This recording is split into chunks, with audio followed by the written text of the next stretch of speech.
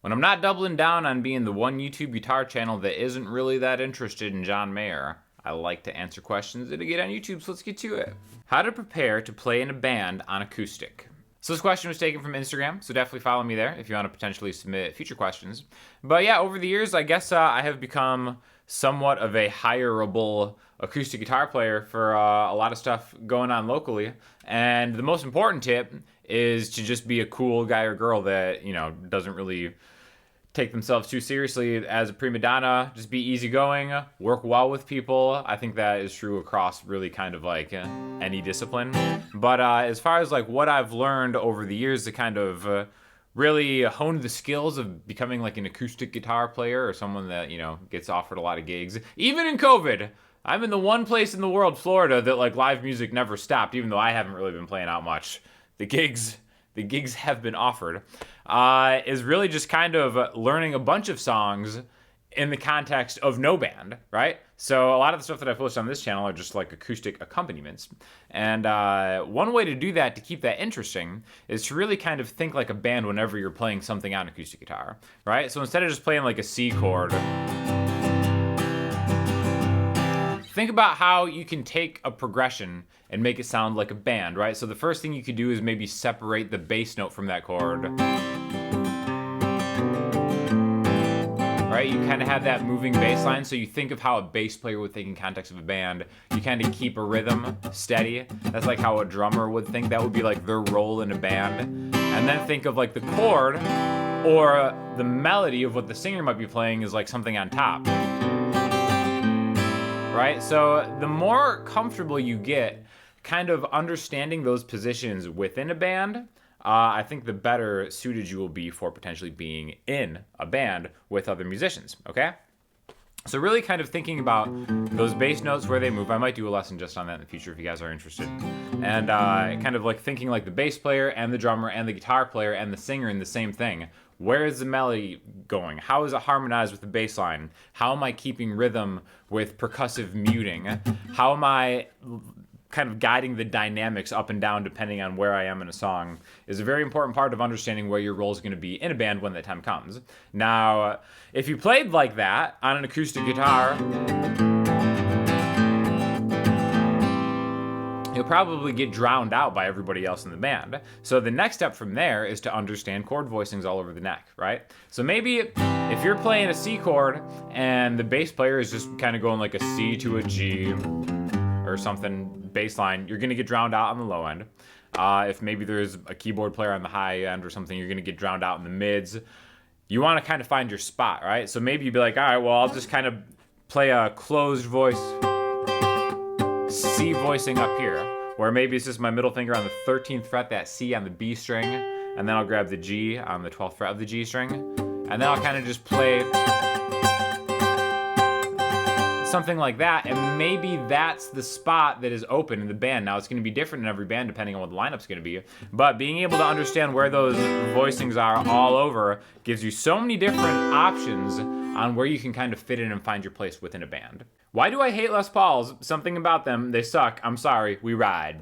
You know, I don't know why you hate Les Pauls. I don't have a Les Paul, and I don't really plan on getting a Les Paul. I think it's one of those things that like everybody has a Les Paul, and they're expensive. So it's like there's so many other awesome guitars that you could get instead of a Les Paul, and you could kind of be a little bit more unique. It's funny, like being like, I'm a unique guitar player. I have like a bunch of Strats. But yeah, something about the Les Paul and like the weight of it just never appealed to me. I'm not going to say they suck. Like Les Pauls are awesome, but I just never really felt the need to own one myself, even though a lot of my favorite players play one. But yeah, they've just never called to me personally, so they definitely suck.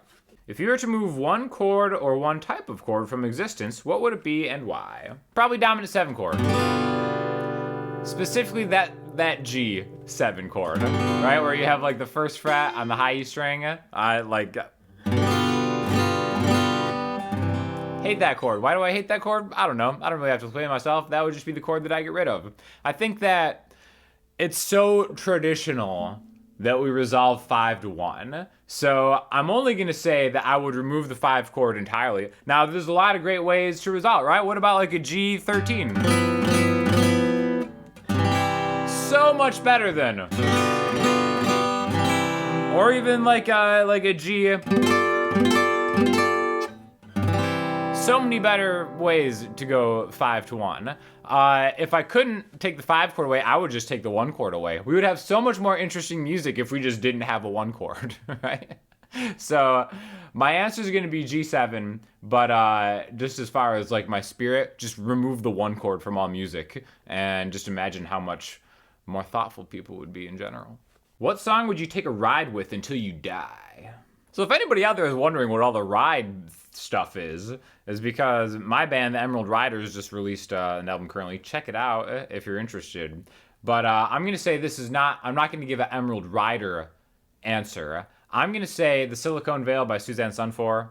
That's probably my favorite album of all time. And it's a song that just has so much going on. And it's just great. If you've never listened to Susanne Sundfor, please do yourself a favor and listen to Silicone Veil. It's one of the greatest albums of all time. And it's so slept on, but that would be my ride or die song. Would you rather only be able to listen to Justin Bieber for the rest of your life or be forced to learn the bagpipes? You know, you don't have to force me to learn the bagpipes. If there's a bagpipe sponsorship out there that somebody wants to send me some bagpipes, I'll give it a shot. I'll give it a blow. Seems kind of fun. So yeah, that's a silly question. Of course I'd learn the bagpipes. I could make use of those quite well. Do you get any response out of the Celtic region of Europe to the Emeryld Ryders music? Nope, none at all. I don't know how you're supposed to promote music when you can't go out and actually like gig it.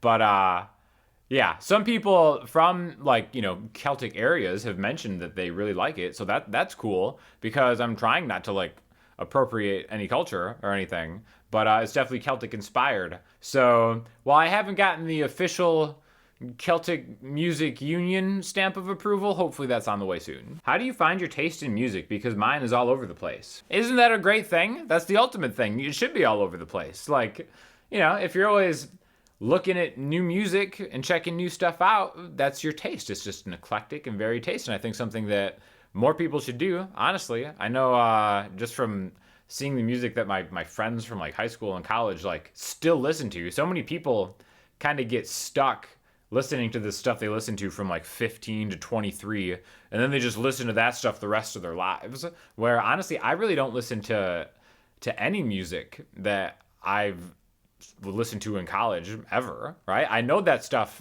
and I love it dearly, and I can recite it really well because I've listened to it so many times, but honestly, I mostly listen to newish music. So I don't see why your taste has to be in a box, and everyone should try expanding their taste. How do you decide if a song is finished or if you need to keep adding to it? Man, I don't know. That's the hardest question is like, when is this song done?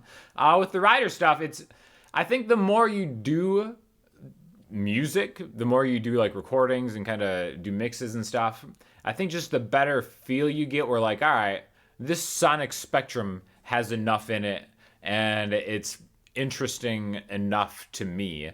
That's just my own philosophy. I try to be a minimalist at the end of the day. Like, none of my sessions have, like, hundreds of tracks like you'll see a lot of people go through. Maybe they should, but, 20, 30 tracks I think is plenty for something. So it's just something that I've done long enough where I just kind of have a general idea of what an arrangement needs as far as, like, what I like to fill out the sonic spectrum with, and then I just go for it. And try to get it done as quickly as possible so I can move on to the next thing. Which team is your favorite in the NBA currently? So I'm from Chicago, and I've been a Bulls fan my whole life. I haven't really been riding with the Bulls for so long. And you know why? Because I'm a loyalist, and Jimmy Butler is my guy. And whatever team Jimmy Butler is on is my favorite team in the NBA. So right now I'm rolling with the Miami Heat. I love the Heat. I think Heat culture is extremely annoying, and I wish I had never heard the term Heat culture ever again. But I'm all about the Miami Heat. The Bulls are doing some cool things. I'm still not like super interested in that team. I'll come back around to them as soon as Jimmy's done doing his thing. But my favorite NBA team is Jimmy Butler. And just so you know, I was on this train the whole time. I was a huge I have Minnesota Timberwolves gear from when Jimmy was on there. I was rooting for the Sixers back in the day. So it's not just because like, oh, Jimmy Butler balled out in the finals. No. I've been on this train for a long time, and anybody that is in my inner circle will defend me on that. Meaningless philosophizing of a juvenile musician who lacks even the elementary knowledge of playing the guitar and then tries to camouflage his ignorance with forced humor. Humor? It will be, however, that this is only about ignorance and primitivism. I mean, lacking even the elementary knowledge of guitar? That's a tough one. I mean, I can make open chords and stuff. That's gotta count for something. Does that take me above primitivism? So for listening homework, I'm gonna give you my Ride or Die song, Susanne Sundfor. Definitely an awesome song. Check it out. Check out the Emeryld Ryders if you're fancy. And if you have any questions or comments, hit me up in the comment section, Instagram, Twitter, or the website or the Patreon. Talk to y'all soon. Thank you.